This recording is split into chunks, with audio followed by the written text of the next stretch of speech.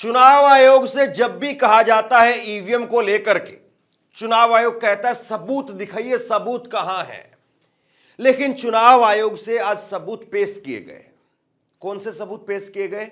चुनाव आयोग से सबूत पेश किए गए हैं कि चुनाव से ठीक पहले धड़ल्ले से वोट काटे जा रहे हैं। उन लोगों के वोट काटे जा रहे हैं जो लोग जिंदा भी हैं और जो लोग अपने घरों में मौजूद भी हैं, लेकिन उसके बावजूद उनके वोट काटे जा रहे हैं। यानी एक तरीके से यह कहें कि जो कहावत आपने सुनी होगी कि ना रहेगा नोमन का तेल और ना राधा नाचेगी। अगर वोटर का वोट ही आप काट दोगे तो ईवीएम हैक करने की जरूरत ही नहीं है। कुछ इसी तरह का खेल जो दिल्ली के अंदर चल रहा है, इस बात का इशारा अरविंद केजरीवाल ने किया है। अरविंद केजरीवाल ने 2 दिन पहले दिल्ली की विधानसभा में कहा था कि मैं सबूत पेश करूंगा और बीजेपी की पोल खोल करके रख दूंगा। और आज अरविंद केजरीवाल ने कुछ वैसा ही किया। एक बड़ी प्रेस कॉन्फ्रेंस अरविंद केजरीवाल ने की और उस प्रेस कॉन्फ्रेंस के अंदर अरविंद केजरीवाल ने उन लोगों को दिखाने का काम किया जिन लोगों के वोट काटने के लिए भाजपा के नेताओं की तरफ से चुनाव आयोग के अंदर एप्लीकेशन दी गई है और कहा गया कि इन लोगों के वोट काट दिए जाएं। जबकि चुनाव आयोग की वेबसाइट पर जिस विधानसभा का जिक्र अरविंद केजरीवाल कर रहे हैं, शादरा की विधानसभा का जिक्र, उस पर केवल विधानसभा के 478 लोगों के वोट काटने की एप्लीकेशन चुनाव आयोग ने अपनी वेबसाइट पर डाली है। जबकि वोट कितने काटे जाने के लिए एप्लीकेशन है? 11,000 लोगों के लिए। और सबसे दिलचस्प आंकड़ा यह है जिससे पूरी कहानी आपको समझ में आएगी। इस विधानसभा पर 2020 में अरविंद केजरीवाल की पार्टी आम आदमी पार्टी 5,000 वोटों से जीती थी। तो क्या वाकई ये पूरी एक क्रोनोलॉजी है जिसके तहत 5,000 वोटों से अगर आम आदमी पार्टी जीती है तो 11,000 वोट काट दीजिए, यानी 100% आम आदमी पार्टी यहां पर हार जाएगी। तो क्या फिर इसका मतलब यही माना जाए कि ईवीएम हैक करने की जरूरत ही नहीं है, वोट ही काट दीजिए, वोट ही नहीं रहेंगे तो फिर खेल खत्म? विस्तार से आज प्रेस कॉन्फ्रेंस किए, पहले छोटा सा एक हिस्सा सुनिए। अरविंद केजरीवाल कुछ लोगों को लेकर के आए हैं। उन लोगों के वोट भी काटे गए हैं, वो जिंदा भी हैं और अपने घरों में भी हैं। आज हम आपके सामने कुछ ऐसे लोगों को पेश कर रहे हैं जिन लोगों के नाम कटे हुए हैं। नाम काटने की एप्लीकेशन दी गई, लेकिन वो लोग मौजूद हैं, वहीं रह रहे हैं। ये सब वो लोग हैं जो आज आए हैं वहां से। कुछ ही लोगों को हम ला पाए, बहुत सारे लोगों को नहीं ला पाए। उपेंद्र कुमार जी होंगे यहाँ पे। उपेंद्र जी, आप A 334 में ही रहते हैं? तो आप शिफ्ट तो नहीं हुए वहां से? वहीं पे रहते हैं। आप अपना कोई वो कार्ड वार्ड लाए हैं साथ? ये इनका कार्ड है, ये वहीं रहते हैं। बीजेपी ने इनका वोट काटने के लिए एप्लीकेशन डाली हुई है। उमा देवी जी, आप B8 अंबेडकर नगर में रहती हैं। आप भी शिफ्ट तो नहीं हुए? इनका भी वोटर कार्ड काटने के लिए बीजेपी ने डाला हुआ है। शंभू कुमार, आप B 326 में रहते हैं, खुद का है। पूरे परिवार का वोट काट दिया इनका, ये बता रहे हैं। सुनील कुमार, B 326 में रहते हैं। आप शिफ्ट तो नहीं हुए, वहीं रह रहे हैं। सुकेश कुमार, सुकेश जी, आप भी B 326 में रहते हैं। ये और भी बहुत सारे लोग हैं। आप इसके बाद मीडिया के लोग इनसे बातचीत कर सकते हैं।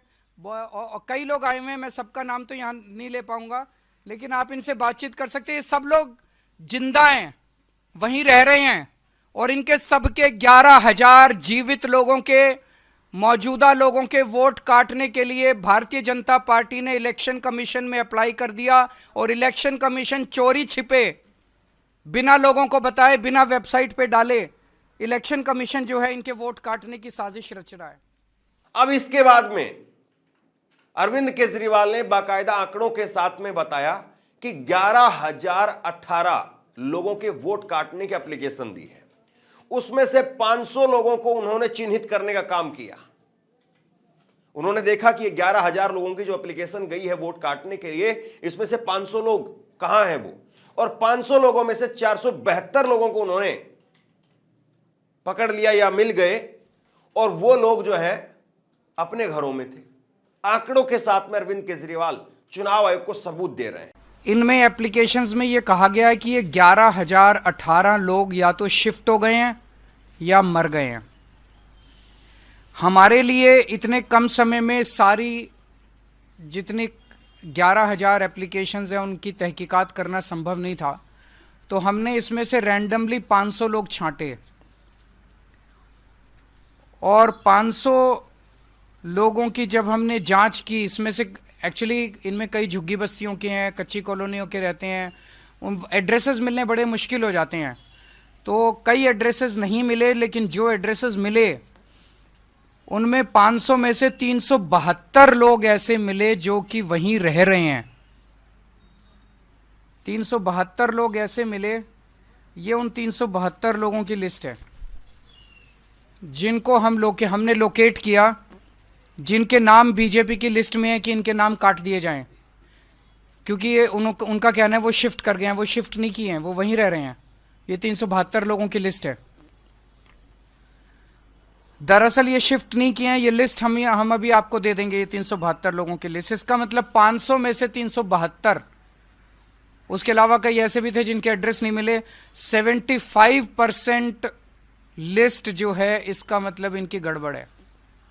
हमने तो एक सैंपल साइज लिया था 500 का, उसमें से हमने जब देखा तो 372 सही मिले, तो इसका मतलब जो 11,000 की लिस्ट दी गई है उसमें 75% से ज्यादा ही, क्योंकि एड्रेस नहीं मिले, कईयों के एड्रेस उनके मिल जाते तो हो सकता है बाकी भी मिल जाते, इसका मतलब 75% से ज्यादा लोग सही है, वहीं रह रहे हैं, जिनको गलत कटवाने के लिए उन्होंने डाला है।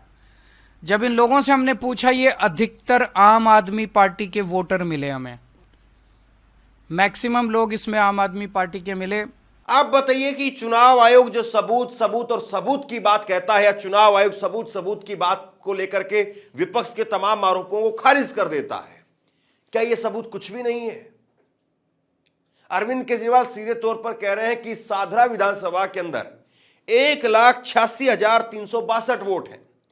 2020 में जब अरविंद केजरीवाल की लहर भी थी, उस वक्त में आम आदमी पार्टी यहां पर 5,294 वोटों से जीती थी। तो क्या ये 11,000 वोट काट करके मतलब पूरी तरह से बीजेपी ने सुनिश्चित कर दिया कि सादरा विधानसभा के अंदर हर हाल में वही जीतेगी? शादरा विधानसभा में कुल 1,86,362 वोट हैं। 1,86,000 मोटे मोटे वोट हैं टोटल। इसमें से बीजेपी 11,000 वोट कटवाना चाहती है, यानी कि एक ही विधानसभा से 6% वोट डिलीट करवाने की एप्लीकेशन आ चुकी है। अभी पता नहीं कितनी और आएंगी। 6% वोट एक विधानसभा से अगर आप कटवा देंगे तो चुनाव का मतलब क्या? ऐसे लोगों के वोट जो एग्जिस्ट करते हैं, जो रह रहे हैं, जिनकी डेथ नहीं हुई है, ऐसे लोगों के वोट कटवाना चाहती है। आप लोगों की जानकारी के लिए बता दूं, पिछली बार आम आदमी पार्टी शादरा विधानसभा मात्र 5,294 वोट से जीती थी। हम 5,294 वोट से विधानसभा जीते और 11,000 हमारे वोट कटवा रहे हैं, तो फिर चुनाव का मतलब क्या रह गया?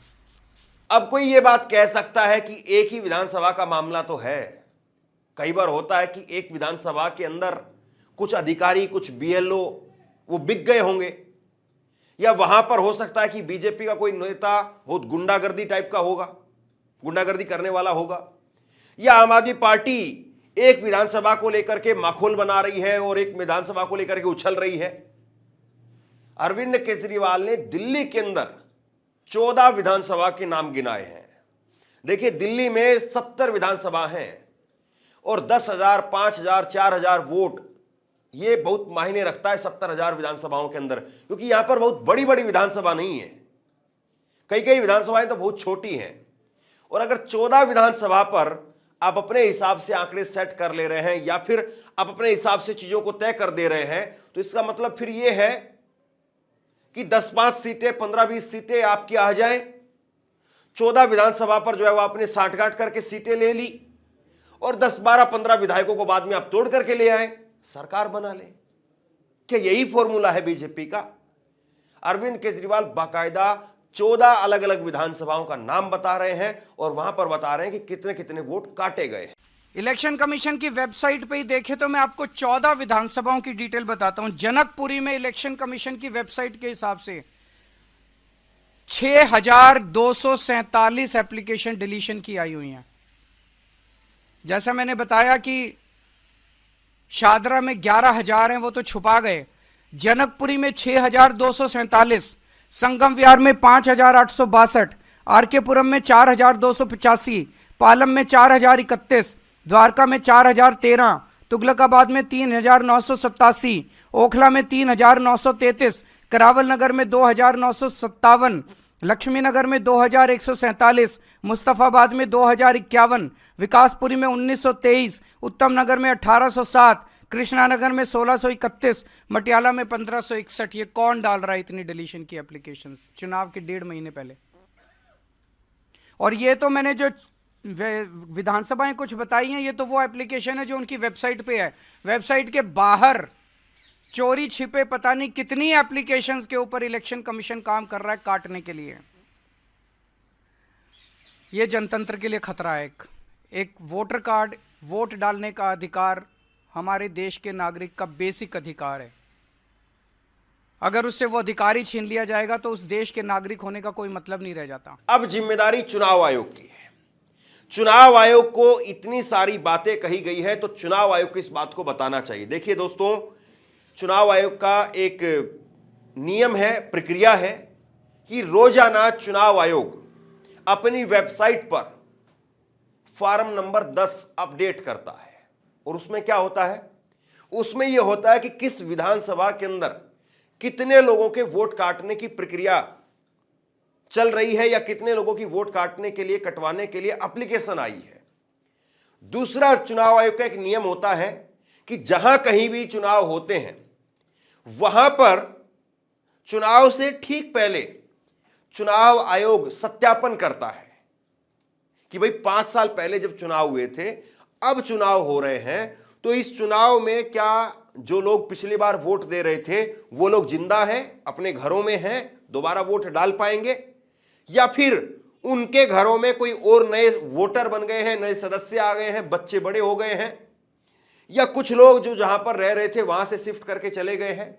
ये पूरी प्रक्रिया है और उसके तहत चुनाव आयोग के अधिकारी वो जगह जगह पर घूमते हैं, सर्वे करते हैं, और वो काम पूरा हो चुका है।